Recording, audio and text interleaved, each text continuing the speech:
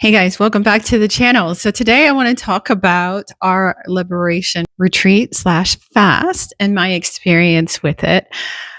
It was profound. And so I have wrote some notes and I don't have them in front of me. So I'm just going to go off the dome and share with you guys my first experience doing a 72-hour fast and my experience with the retreat. Now, we organized this liberation retreat, which was the intention was to let go and let new in and pretty much a transformation, right? I didn't see this coming.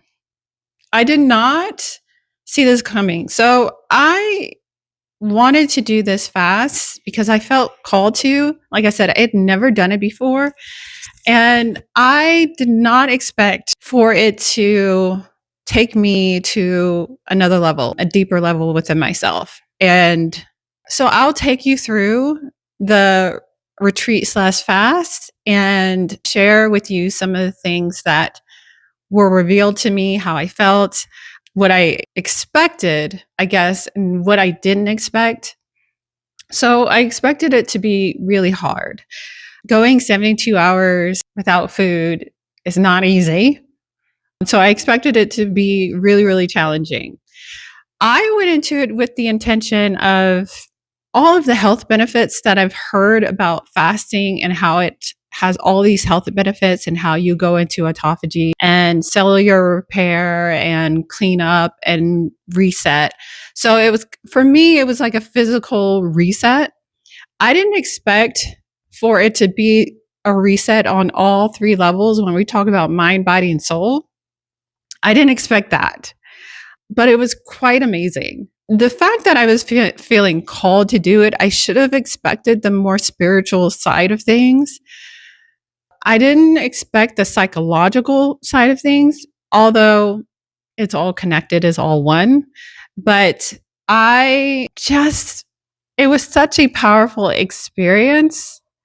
And I never thought I would say this, but I am definitely going to do it again at some point, if I feel called, I suppose. So day one was hard because I went into it, I felt fine. And then once dinner time came around, those hunger pains, girlfriend, those hunger pains, they were intense. And it was interesting because if you've had kids, you understand labor pains and breathing through labor pains, trying to relax into it, trying to surrender to the process to manifest and bring into the world life. That's what it reminded me of. And I know it sounds wild, but that's what it reminded me of, is breathing through these hunger pains. And for me, they were intense. I've done a lot of research on fasting and people's experiences with fasting.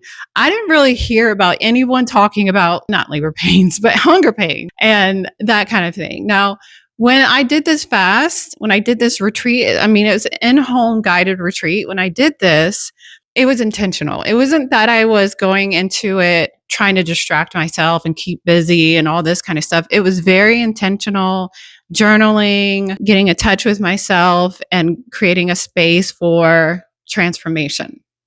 So I had quiet, I was with myself, I was intentional. So I think that there's a difference in going into a fast where you're trying to distract yourself, you're trying to get busy and go through it and just get through the thing. Whereas when you're being more intentional, being slower, and as your energy depletes, you almost have to come slower. You have to move slower. There's a different experience that occurs, if you ask me. And so when the hunger pains came, I was like, okay, let me not distract myself and sit with this. Breathe through this. And I was breathing through it like I was giving birth. And kind of I was giving birth to a different version of myself. I didn't recognize it at the time, but that is what was happening. This is why in spiritual texts and across religions, they fast. you quite literally are giving birth to a new version of yourself. And so I sat with myself. I started breathing through those hunger pains. And I remember I laid on the bed and I just kind of surrendered to it. I surrendered to the discomfort. I surrendered to it. And as I laid there, it's wild. Listen, this is wild. My relationship with food and how I related to food started to cross my mind. It was almost like people say when they are like near death experiences where their life flashes before their eyes. It was like that. But it was like my relationship with food flashed before my eyes. And it started from that moment and it went all the way back to childhood.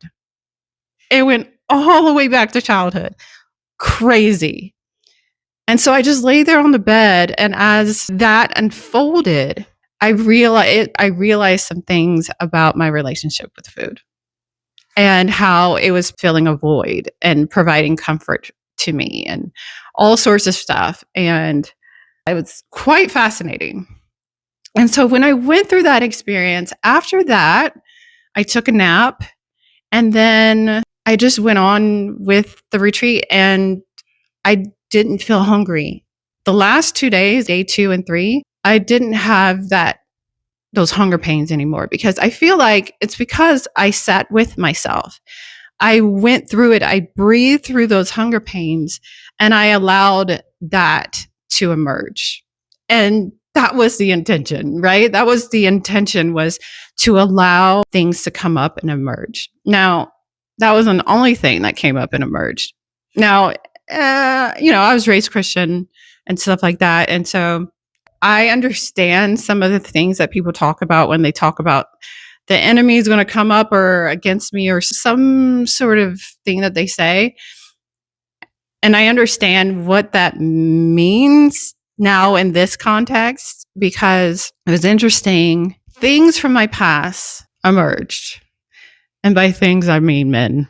Let's be real. Men from my past, so not just men, but that was a major one, emerged. And I had to look at that. Do I want to engage in this chaotic, confusing, and consistent dynamic? Would this version of Amber engage with this? Would this version of Amber respond to this? And it was almost like I was coming from a different, I don't even know how to explain it. Well, in a lot of my videos, I talk about it's mind over matter, but being over mind. It was that kind of thing. It wasn't, what am I seeing? I wasn't saying, what am I seeing? I said, who am I that's seeing this? I didn't say, what is he doing? I said, who am I that is responding to what is going on? Which is a completely different frame, a completely different perspective. Does this version respond in this way? Because when you come from not what am I seeing, but who am I that's seeing this? Then you start saying, what is this version that is responding to life? Who am I that is responding to life? And this is what I've talked about in my book, Manifest It Like a Woman. Life is my man, right? But it's things come from your beingness. And so when we come from being, who am I being in this moment? Your response and how you move, your thoughts arise from your beingness. Your thoughts are different. They're not the same because you're not saying, what am I seeing? You're saying, who am I that's seeing this? You're not saying, what is he doing? It's who am I that's engaging with things? Your perspective and how you act, where it's coming from, thoughts arise from your beingness, right? Thoughts and behaviors arise from your beingness. And so that was really interesting to what emerged from the fast is this new version of myself. Breathing through that, getting above that and getting through that, a new version arise from there, emerge from there.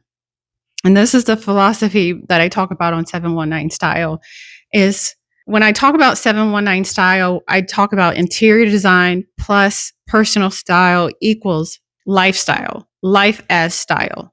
So your interior design becomes it's what the environment, the atmosphere, the conditions for your personal style to emerge that goes into your lifestyle. Now, if we talk about on a spiritual level, it is your interior design, what's going on inside, right? What you say to, what you say no to, what agreements, what agreements are you saying yes to? It's the internal, that your boundaries, the internal, right, allows for that new version of you to emerge. And together, those create your world.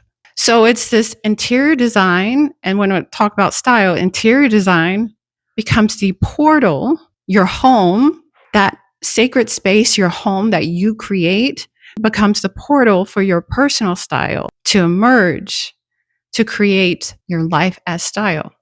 And it's the same thing to say your internal world, what agreements, your concepts, your beliefs, all the things create the conditions, the atmosphere, the portal for your identity to emerge that creates your world.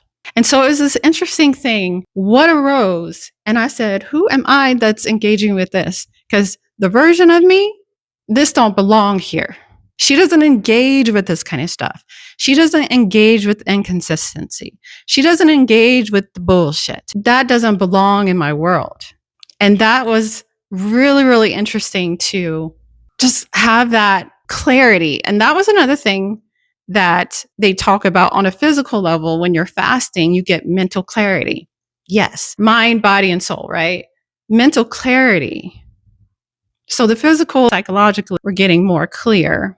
So it affects you on the spiritual level, the psychological level, and the physical level. You're resetting everything. You're resetting your body, you're resetting your mind, and you're returning to truth when it comes to the spiritual level. So it was quite profound.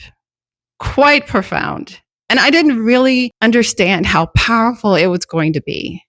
And so I was journaling, I was meditating, I was praying, I was exercising, I was walking, checking in with the other people that were doing it with us, checking in with them, especially the first day when I was struggling. They got me through it, which was amazing. So I really love that we did it together. And I love that I committed and did it because I was ready to give up on day one. Truly. I was like, no one's going to know. No one's going to know. But I had to recommit to myself. With that. And so it was really profound, really powerful. Would recommend. I'm not a doctor, so I'm not saying that you should. All the disclaimers right there. But I do believe in fasting, whether it's like food, though I feel like that's the most powerful. Fasting from social media, fasting from sweets, fasting from toxic relationships, fasting from whatever. And so we're going to do one next month on 8/8, and it's Unleash Your Inner Lioness. And this one's going to be about boundaries. This one's going to be about holding your boundaries, because a lot of people talk about boundaries, girl, myself included, but they don't hold to them. They don't hold those boundaries. And there's beauty in holding to a vision, staying steady. I wanted to share with you guys my experience with this and how profound and powerful it was for me. And if you're interested in our next retreat for next month, I'll leave some information down in the description below. And it's really powerful to be in a container, to hold each other accountable. Because like I said, girlfriend, I was going to quit. But checking in, doing it as a community together just makes it a whole lot easier, I feel. And so really, I'm so glad I did it. Anyways, you guys, that's all for this video. Did want to share that. Did want to share with you guys my experience with a 72-hour fast. I can't believe I did it. I'm more impressed I guess impressed is not really the right word, but with the insights and the revelations and the transformation that happened. Truly, that's what I'm more impressed with. And I use that word again. But anyways, you guys, that's all for this video. And I will check you in the next one. Peace.